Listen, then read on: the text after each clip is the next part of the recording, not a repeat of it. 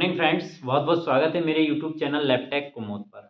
आज मैं आपको एमपीएससी 2024 का जो कैलेंडर जारी हुआ था उसके बारे में बताऊंगा कि पोस्ट आएंगी भी या नहीं आएंगी। दूसरा आरआरबी के बारे में बताऊंगा। अभी हाल ही के दिनों में जो है ये काउंसलिंग आयोजित हुई थी, उसके बाद ज्वाइनिंग लेटर वितरित किए गए हैं।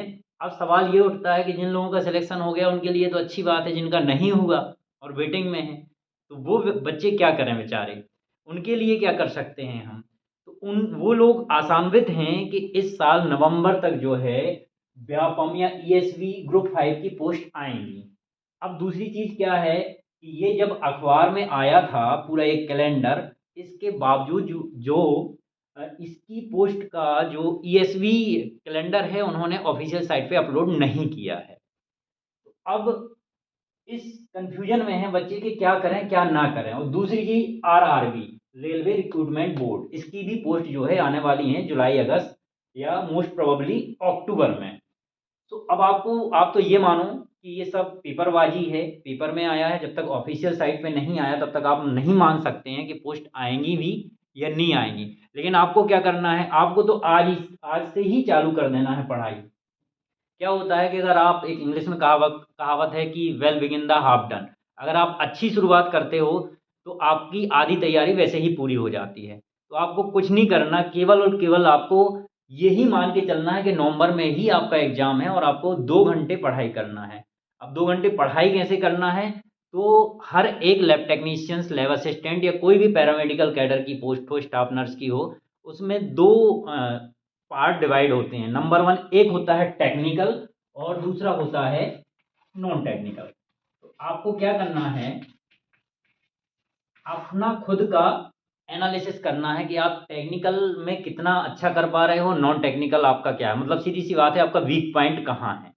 अगर आपका वीक पॉइंट जो है टेक्निकल का है तो आप टेक्निकल पे ज़्यादा ध्यान दें, और अगर आपका वीक पॉइंट है जो है नॉन टेक्निकल पे।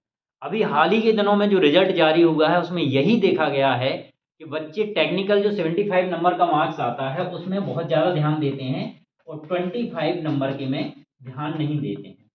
तो 25% या 25 मार्क भी आपके लिए उतना ही ज़रूरी है जितना कि 75 है।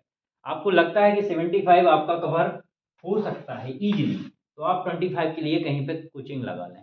और कोचिंग ऐसी जगह लगाएं जो प्रोफेशनल हो। प्रोफेशनल से मतलब जो कांस्टेबल की तैयारी कराता हो, जो आपका ग्रुप 4 ग्रुप 2 का कराता हो, कुल मिला के जो मैथ की, रीजनिंग की, हिंदी की, इंग्लिश की, इन सारी चीज़ों की तैयारी कराता हो, वो आप अभी से वो कोचिंग लगा लें।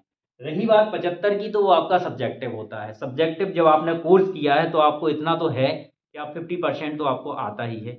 बस अब आपको अपने आप को क्या करना है कि उसमें इंक्रीज करना है और वो आपको जो 50% है वो जाके 95% 100% ले जाना है।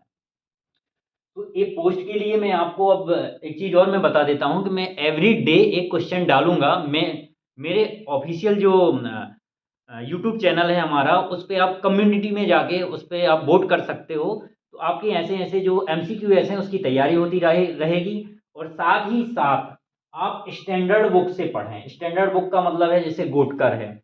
गोटकर से पढ़ने के अलावा एक काम और कर सकते हो, आप जहाँ भी जिस भी लेबोरेटरी में काम करते हो आप सारी चीज़ें देखें। सपोज अगर आप हिस्टोपैथोलॉजी में काम कर रहे हो, डीपीएक्स का यूज होता है।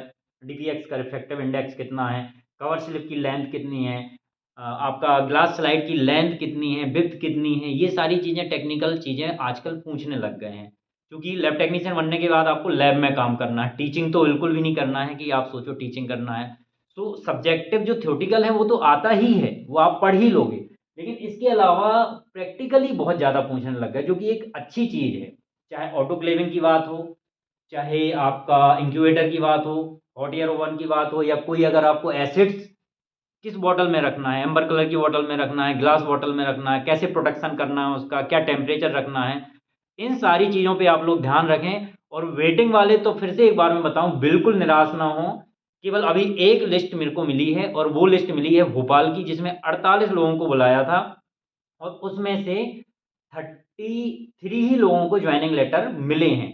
तो वेटिंग वाले बिल्कुल एक्टिव रहें और जहाँ से जिसको लिस्ट मिल रही है तो मेरे को ज़रूर वो भेजें। एक मेरा ग्रुप बना है, आप सब लोग जुड़े होंगे, तो मेरे को उसमें ज़रूर भेजें। तो बस इतनी सी जानकारी थी एएसपी ग्रुप 5 के बारे में, आरआरबी के बारे में, कि अभी से आप तैयारी करें। आज नहीं तो कल पोस्ट तो आनी ही आनी है। अगर आज से ही आप सोचोगे कि जब रिक्रूटमेंट आ जाएगा, एडवर्टाइजमेंट आ जाएगा तब तैयारी करेंगे, तो मैं 100% बोल सकता हूँ फिर आपका सिलेक्शन नहीं होगा। और आप कतई कमज़ोर नहीं हो, आप वो कर सकते हो जो आप सोचते हो। होता क्या है कि आप सोच लेते हो कि हमारा सिलेक्शन नहीं हुआ और आप निराश हो जाते हो, आप बैठ जाते हो कि अब मेरे को तैयारी ही नहीं करना है। तो ऐसा बिल्कुल ना करें, हम आपके साथ हैं। जैसे जैसे जो भी जानकारी होगी मैं यूट्यूब चैनल के माध्यम से आपको प्रोवाइड करता रहूँगा। तो ऐसे ही वीडियो देखने के लिए मेरे चैनल को सब्सक्राइब करें, लाइक करें, शेयर करें। Thank you friends.